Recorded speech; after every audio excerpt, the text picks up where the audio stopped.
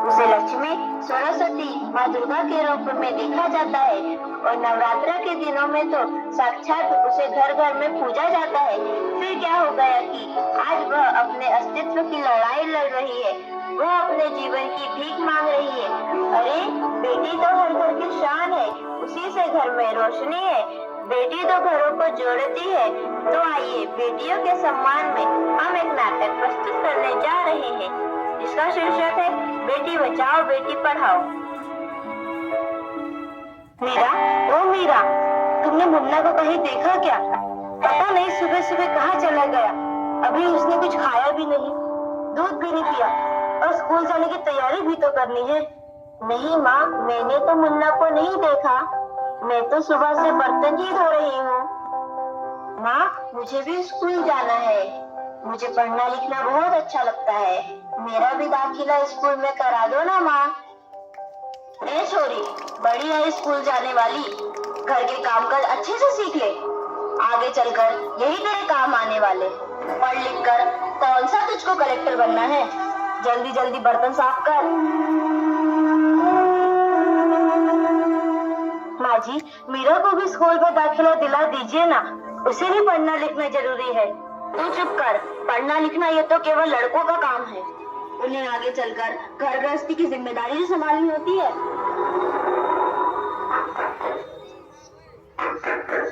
अरे क्या हो रहा है? कौन किसकी जवाबदारी संभाल रहा है और हमारी मीरा बेटी क्यों रो रही है? देखिए ना डॉक्टर दीदी, दादी मुझे स्कूल ही जाने नहीं देती, कहती है तुझे पढ़ लिख कर क्या करना है, आगे चल के चूल्हा चौका ही तो संभालना है। अरे यह तो बहुत गलत बात है माँ जी। क्या आपको नहीं लगता कि हम बेटियां भी पढ़ लिख कर आगे बढ़े? आज समाज बहुत आगे बढ़ गया है माँ जी। आप किस दुनिया की बात कर रही हैं? हम 21वीं सदी में जी रहे हैं। मैं आज ही टीचर दीदी से बात कर मीरा का दाखिला स्कूल में कराती हूँ। और हाँ, मैं तो यहाँ इसीलिए आई थी कि मुन्ना को पोलियो ड्रॉप दिया कि नहीं, जगह जगह इसके कैंप लगे हैं। अच्छा हुआ बहन जी आप आ गए, अब मुन्ना को पोलियो ड्रॉप भी दे देंगे और मैं इसे स्कूल भी पहुंचा दूंगी।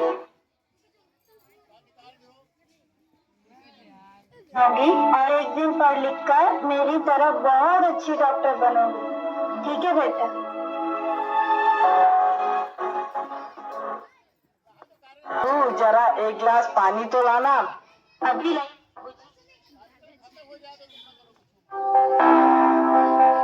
ये लीजिए बाबूजी।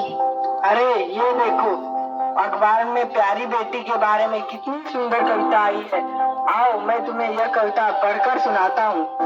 कहती बेटी बाह पसार, मुझे चाहिए प्यार दुलार, बेटी की अनदेखी रही तलवार, मेरी व्यथा वेदना का अब हो स्थायी उपचार।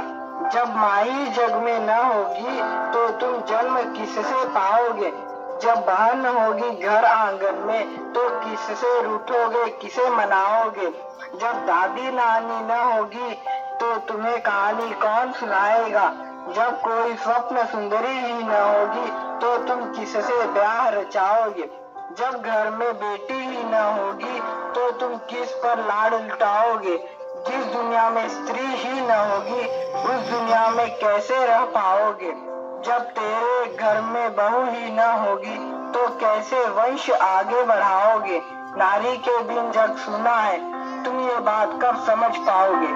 हाँ तो भाग्यवान, कैसी लगी यह कविता, है ना मजेदार? काहे की मजेदार कविता मुझे नहीं आई पसंद। अरे कोई घर में है क्या? आइए आइए टीचर दीदी, हम आप ही का इंतजार कर रहे थे।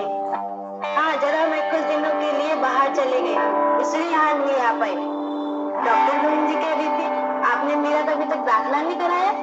ये तो बहुत होनहार छात्रा है, हमेशा अच्छे अंक लेकर उत्तीर्ण होती है। हाँ मैं भी तो यही चाहती हूँ कि मेरा स्कूल जाए, खूब पढ़े, पर मेरी यहाँ सुनता कौन है। हाँ हाँ खूब पढ़ाओ लड़की को और बाहर भेजो, जब कुछ गलत सलत हो जाएगा ना तो मुंह छुपाने की भी जगह नहीं मिलेगी। अरे माँ जी आप कहाँ की बात कहाँ लेकर बैठ गए? मेरा को 10वीं तक तो पढ़ाई पूरी कर लेने दीजिए, आगे की पढ़ाई के बारे में बाद में सोचेंगे। हाँ टीचर दीदी, हम मीरा को अवश्य स्कूल भेजेंगे, मैं उसे मेरे जैसा अनपढ़ नहीं रहने दूंगी। उसे खूब पढ़ाऊंगी। कल मीरा को तैयार रखना, मैं उसे लेने आऊंगी। क्यों दादाजी, सही कहा ना मैंने? हाँ हाँ बेटा, बिल्कुल सही कहा। मैं तो कब से कह रहा हूँ कि मीरा को भी स्कूल जाने दो। प्रणाम दादाजी। प्रणाम बेटा।